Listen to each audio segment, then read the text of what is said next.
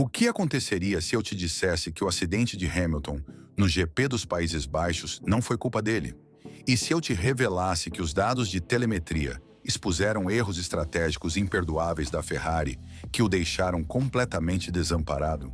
Desde os primeiros compassos da corrida, algo não batia no carro de Lewis Hamilton. Embora seu ritmo inicial fosse competitivo, os dados de telemetria começaram a contar uma história diferente.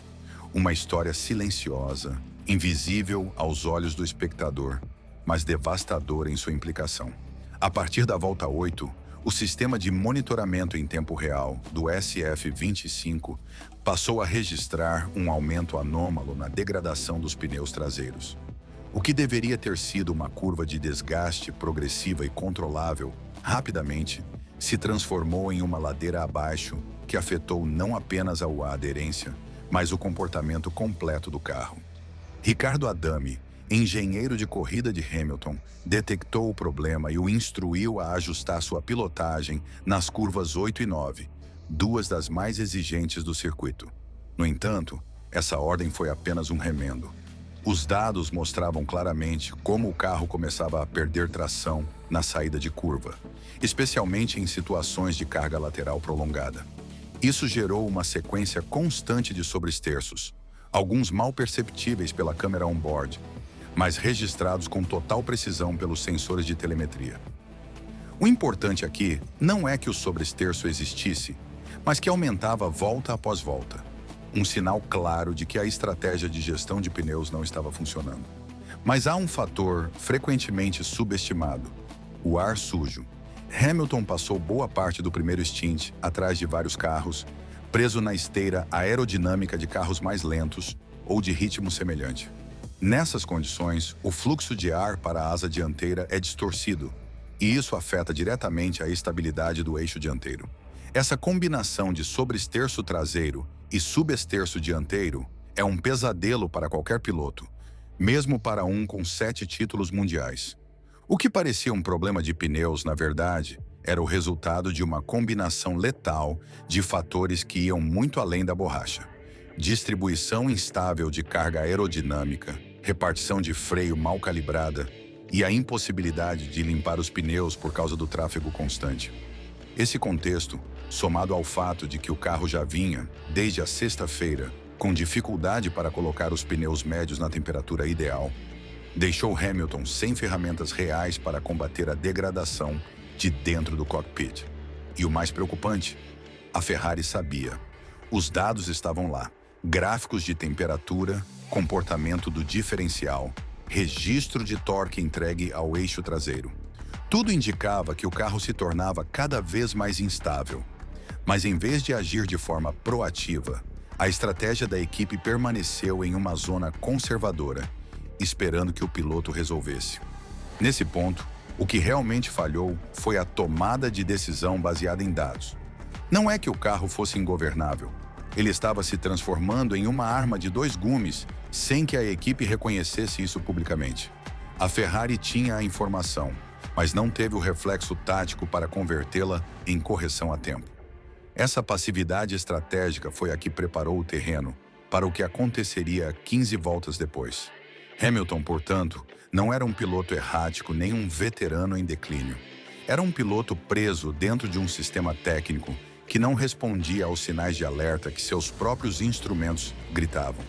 A volta 23 do Grande Prêmio dos Países Baixos de 2025 foi, sem dúvida, o ponto de inflexão. Um momento em que cada variável possível que pode levar um piloto ao limite se alinhou contra Lewis Hamilton. Mas para entender por que o acidente ocorreu, é preciso analisar o conjunto completo de decisões, inputs técnicos e condições externas que o cercaram. Porque o que se viu não foi um simples erro de cálculo. Foi um acúmulo milimétrico de circunstâncias que, uma vez cruzado certo limiar, tornou-se inevitável. No caminho para a curva 3, peraltada, fechada e extremamente exigente para o trem traseiro do carro, a telemetria revelou um dado-chave. Hamilton entrou entre 3 e 4 km por hora, mais rápido do que sua média nas voltas anteriores. Pode parecer marginal, até irrelevante para um espectador casual, Mas no contexto de uma curva crítica, com pneus degradados e em condições climáticas variáveis, esse excesso se transforma em sentença. Esse pequeno ganho de velocidade não foi acidental. Hamilton vinha tentando recuperar o tempo perdido atrás de George Russell e, em sua tentativa de maximizar a velocidade de saída para a longa reta traseira, ajustou intencionalmente seu ponto de frenagem. Foi uma manobra agressiva, desenhada para ganhar alguns décimos em um trecho-chave. Mas o que ele não sabia, e aqui reside a raiz da tragédia, é que a pista começara a umedecer. Naquele preciso momento, as primeiras gotas de chuva haviam começado a cair.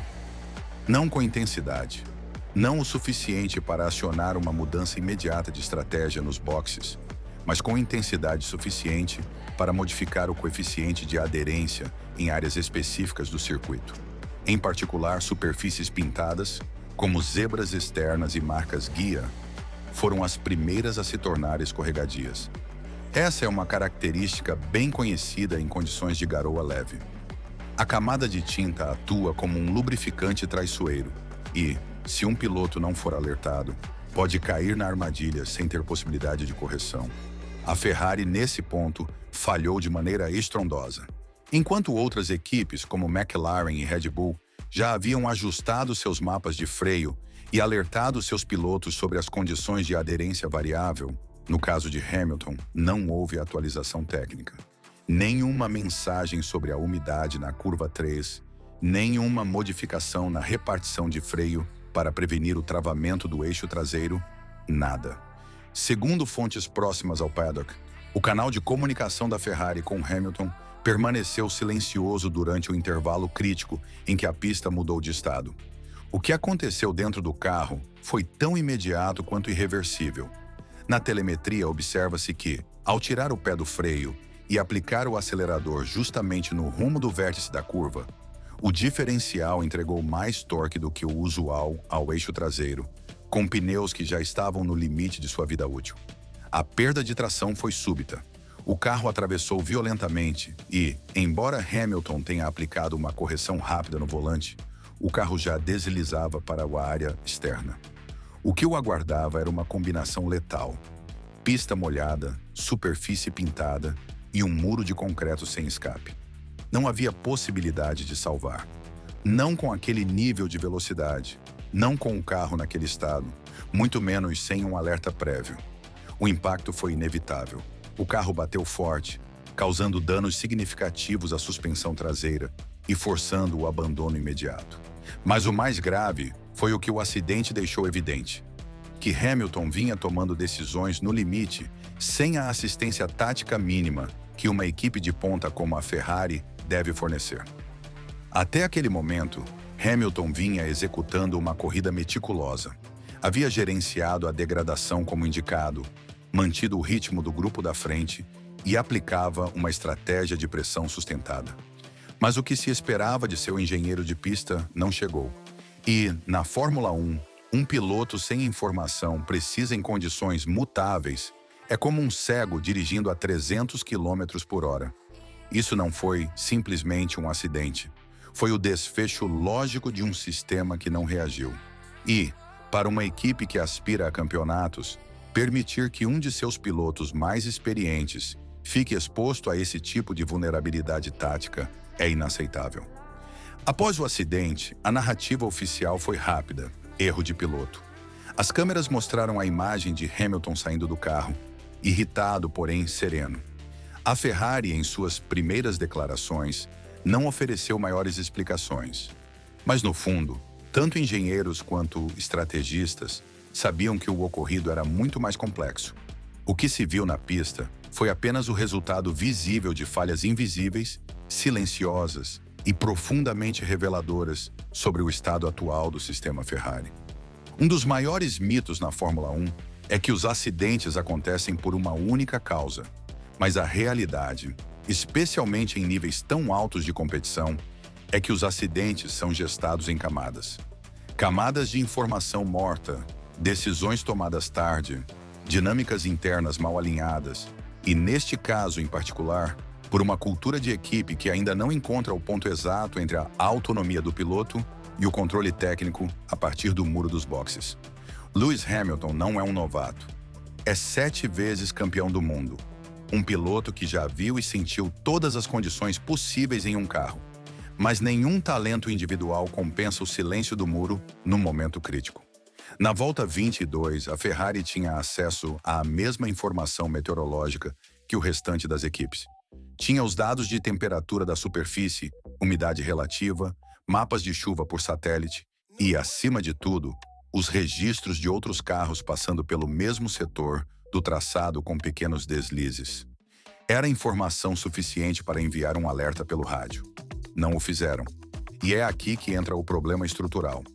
A Ferrari continua operando sob um sistema de hierarquias internas que retarda decisões.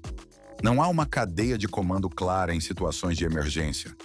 Engenheiros de pneus não podem sobrescrever uma ordem de estratégia. Estrategistas não podem modificar, em tempo real, o mapa de freio sem validação técnica prévia. E, enquanto todo esse protocolo interno se desenrolava, Hamilton já estava entrando em uma curva que não perdoa erros. A equipe simplesmente não esteve à altura da urgência que a situação demandava. Porque o acidente em Zandvoort não foi apenas um erro de pista, foi um espelho. Um que obrigou todos os envolvidos, piloto, engenheiros, estrategistas e dirigentes, a encarar uma realidade desconfortável. Que a promessa deste novo ciclo, mesmo em sua fase inicial, está em risco de se fraturar se não houver uma transformação real na forma como a Ferrari opera como estrutura competitiva. Do ponto de vista técnico, a telemetria não mente.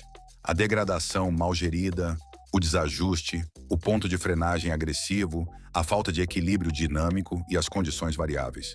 Tudo ficou registrado. E tudo poderia ter sido antecipado.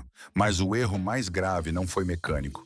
Foi humano, foi organizacional, foi estratégico. E é aí que a Ferrari falhou estruturalmente. Porque não se trata de o carro ser rápido ou não. Trata-se de a equipe conseguir funcionar como uma unidade orgânica, capaz de se adaptar em tempo real aos múltiplos fatores que mudam uma corrida segundo a segundo.